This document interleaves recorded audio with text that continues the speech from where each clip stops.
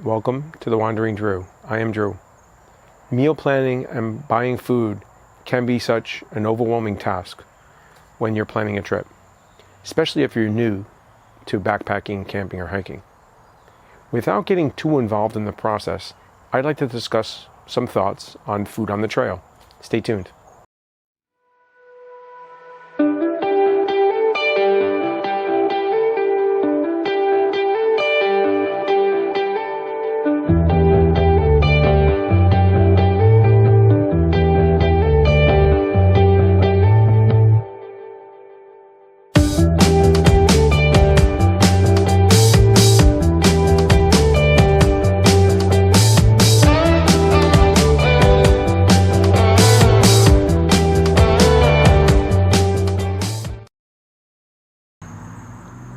Food is important. For some people, it's more important than some of their equipment. And I would tend to agree. When you're going hiking, food can either make or break your mood, especially if you're having a rough day or a long day. Having a good meal at the end of the day just seems to put me in good spirits and makes the day seem not that bad. And in reality, when we're going camping, if it's just calories, we can eat any food we want to just give us calories. But food is much more than that. And all of us have some sort of preference of the type of food that we enjoy or like to eat. And some foods we prefer over others. Many people are easygoing and willing to eat a wide variety of food. But eventually, at some point, they're going to have a preference or may not want to eat everything and anything that another person plans. So whether you're planning for yourself or you and a partner, or a large group, changes how things are. You have to first consider what type of trip this is. If this is a day hike, it's the easiest one to plan for, and honestly, it could be a last-minute trip.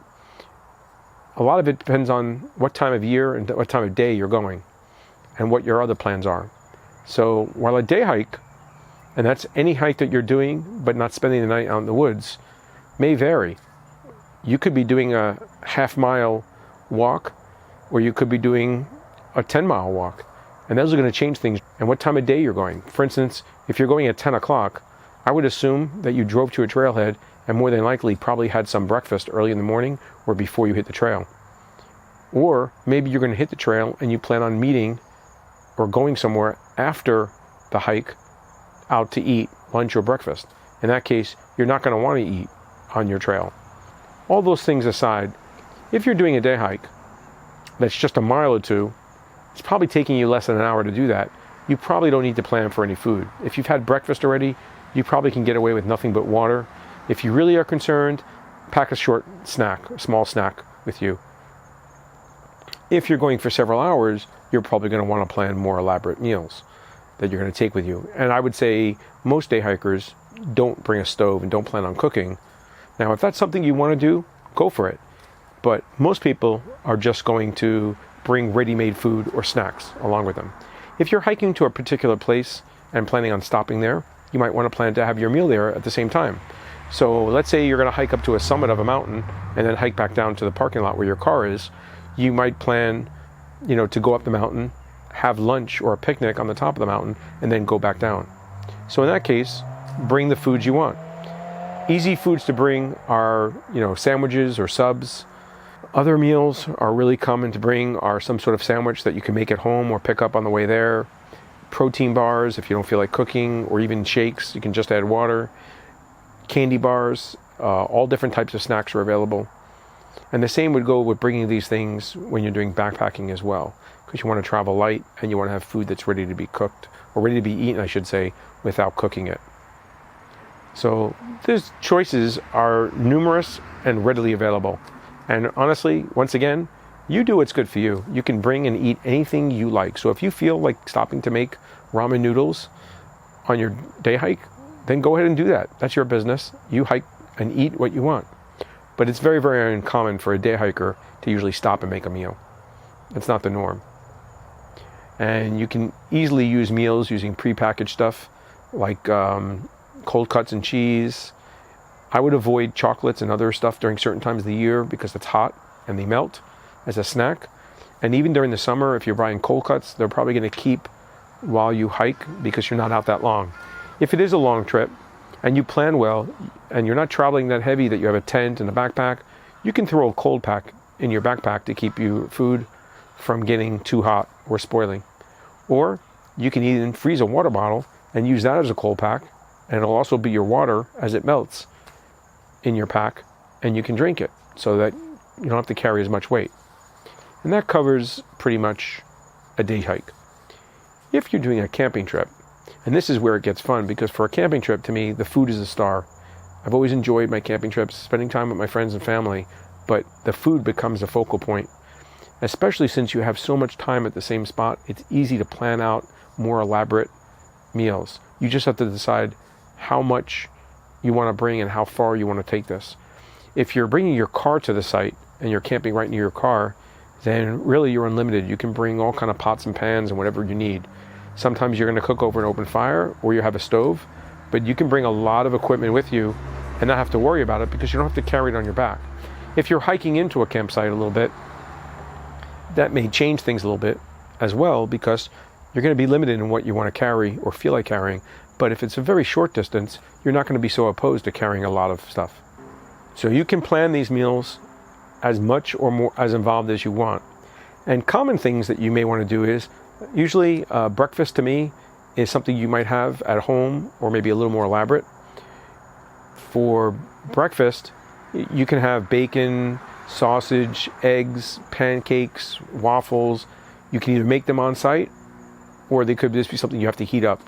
French toast easily cooks on a griddle if you have a large stove or a camping stove that you can make food on, or a skillet. Eggs are always popular because they're easy to, not only portable, but easy to make on site. Bacon is always popular as well. You can buy fresh bacon and cook it up in a large batch for a group, or a smaller group, you can use just a smaller pack. When I've gone camping, most of the time, breakfast and dinner are the main meals. Lunch was more or less either sandwiches with cold cuts or something simple like hamburgers and hot dogs. Now you can mix it up whatever you want. Just generally in the middle of the day when it's hottest, or if we were doing an activity, we just didn't want to be bogged down by cooking a large meal and having the cleanup associated with that. So those type of meals were easy to do and required minimal effort and cleanup. Breakfast was always another story. At least if we weren't leaving that day, we would generally make a big breakfast. So that included a lot of the things I mentioned, like pancakes or bacon and eggs or sausage, French toast. All these meals generally are easy to cook out on the trail, in this case the campsite, don't require a lot of effort, and it's generally going to be equipment you already have, and they're easily food that you can bring out there regardless of the weather. If you have your car near you, obviously weight of pots and pans and stoves are not an issue. If you're hiking to a site, that will become an issue. But if you decide something's worth the effort and want to do it, then you'll make the effort and carry it. Like I said, lunch usually is not that big of a deal and generally would be something fast and easy with minimal cleanup. Dinner is where it's your chance to shine. Dinner should be, to me, the most important and elaborate meal, and most people, when they're out camping, will try to make a big meal, something that they don't ordinarily would not have at home, or something what would be a special meal. So you're talking about like steaks and shrimp and lobster and sometimes fish, chicken, but different than what you would normally make at home, prepared a different way. It also depends on whether you're cooking for a large group or just two people or yourself. These things change how you're doing things based on the size of the group. It's harder to cook a special meal for 20 people ordinarily than it would be for 3 or 4. You can do a potluck where each person cooks a dish, bringing enough for like 7 or 8 people, and then you meet together, or whatever your size your group is. If it's a larger group, you can even have each person take charge of a different meal throughout the trip. So everybody only has one meal to plan, and then it lessens the workload for each person. There's a lot of variables here, but dinner to me should be a big meal, set you up to come together, to share, to talk, and have a great time and some camaraderie, as well as go to bed on a full stomach and be happy and content after spending time with friends out on the trail somewhere. Another good thing about camping is, especially if your car is coming out to the area with you, and because you're generally going to bring more equipment out with you, you can do more elaborate and fresher foods like a fresh salad while you're out there, or vegetables, things that you ordinarily wouldn't think of while backpacking or hiking or even on a day hike, because they're not worth the effort or the weight to carry with you. And once again, you'd be surprised how much someone will eat when they're out camping. Even a kid will eat a lot of food, and for some reason, to me, food just tastes better when it's cooked over a fire or in a Dutch oven. And now on to backpacking. And we've spoken more about backpacking than any other topic probably during this time on this channel. And that's because that's mostly what I'm doing these days. And backpacking is your most challenging meal planning, although there's a lot of go-tos to it, because you're limited in both space and weight of what you want to fit in your bag. Now, obviously, if you decide you want to carry a 2-pound roast out on a hiking trip, that's up to you. But most people are not going to be doing that. And you're usually carrying a very small stove. You cannot rely on campfires all the time to cook, although they may be available where you're at while backpacking. So you're generally going to have a small stove, and you're probably making a meal just for you and maybe another person. You're not cooking for a group. And you're going to have some pretty standard meals, because most meals are very popular, are the dehydrated meals, because the heaviest part of the meal, the water, has been taken out. But for breakfast, you're going to be looking for stuff you can rehydrate. You may do eggs. You may have bacon or sausage or ready-cooked stuff if you're just going out for a day or two. But a longer trip, you're probably not going to have those items. You may have other stuff, and obviously the time of year will decide that, depending on how many days you're going out. But if it's a short weekend backpacking trip, you could bring some more stuff out because you can afford to carry that weight because it's only for a day or two or a weekend, as opposed to a week-long trip where weight becomes more critical. So, but breakfast generally will be maybe some toast. Bagels are popular, pitas are popular, but a lot of people will bring stuff like dehydrated, maybe eggs to reconstitute. But more commonly, you'll see things like cereal, oats, oatmeal, grits, granola, things like that. Also popular are the ready-to-eat stuff like breakfast bars, protein bars, shakes. You'll have trail mix, nuts, things like that people generally tend to eat. You don't usually see a lot of fruit or vegetables out on the trail, except maybe the first day, like a banana or an apple or an orange, because they don't generally store very well and keep very well in a pack while you're hiking. Lunch will also usually be something fairly simple, maybe cold cuts, cheese, summer sausage or cold cuts, as I already mentioned. Pitas and bagels are very, very popular as bread options, and you can spread like peanut butter on them. They come in packages that are very easy to pack and portable, and they already are measured out in an appropriate weight. Also, not just for lunch, but for dinner, you have a lot of foil packages that have either tuna or chicken in them, which make it very easy to add and customize a meal. Dinner will usually be some sort of dehydrated carb or carbohydrate.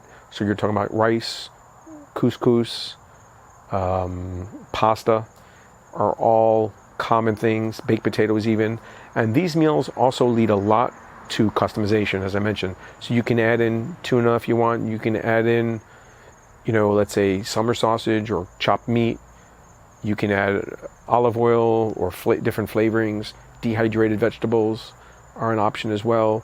Ramen noodles are a very popular option with adding more additional stuff in it. So these all allow you to get a little bit of variety with not having to carry a lot of stuff and take up a lot of room in your pack. Because, as we've mentioned before, and a lot of people know, calories per ounce are important. Ramen noodles are a great meal, but they really don't pack a lot of calories in it. And if you're going to eat ramen noodles on a several-day hiking trip, backpacking trip, you're going to have a problem with getting enough calories if you've been working really hard and exerting yourself. Also, the time of year, as always, will depend on what you bring. If it's a really hot trip, you're not going to be able to bring certain food because it'll spoil. But if it's a cold trip, you might be able to take some stuff because it'll be cold enough to keep it and extend its useful life out on the trail, even if it's going to be 3 or 4 days. A good thing about the dehydrated meals as well is to rehydrate them, all we need to do is add hot water, which is very, very common. So we have a backpacking stove, we can add hot water by heating it up. So since the meals cook usually in 7 to 10 minutes, that saves us not only time and weight and food prep, but fuel as well, which is a limited resource. And nowadays there are many meals that are dehydrated and ready to eat just by adding the hot water. And there are some professional meals as well. Mountain House comes to mind as the most well-known probably. These meals are self-contained. All you have to do is add the water, let them steep for several minutes, and you have a meal ready to eat. And they range from chicken and pasta dishes to stews. And they're pretty good depending on what you like and your personal tastes. Some people don't like them as much as others, which is one of the problems with them. They're also very high in sodium, and they may have other things in them as well as that you don't normally like to eat. But if you decide to go this route, it's an easy option. You can just buy a meal for each day. They have variety. You pack them in your pack, and all you have to do is heat up water, and you're good to go with a meal. None of the food items or choices or suggestions that I put forth in this video are complete, or as this is the only options available. Once again, you can do whatever you want. It's your hike and your meals, and you eat whatever you like. If you like some combination that other people don't, if you want to make peanut butter sandwiches with bananas out on the trail, then go ahead and do that. Make yourself happy. It will increase the enjoyment of the hike and make the experience better. I'm hoping to do a couple of more episodes on maybe food choices and selection, as well as perhaps even cook some food and demonstrate some of the cooking techniques for food on a trip. I hope you've enjoyed this. If you have a suggestion for a future episode, please email me or leave a comment below. Let me know you like this video by giving it a thumbs up. And if you like what I'm doing and you like the entertainment value you get from this, please consider subscribing to the channel. Once again, I thank you so much for taking time out to watch this video.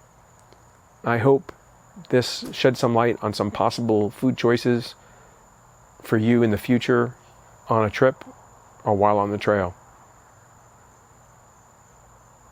Till we meet again.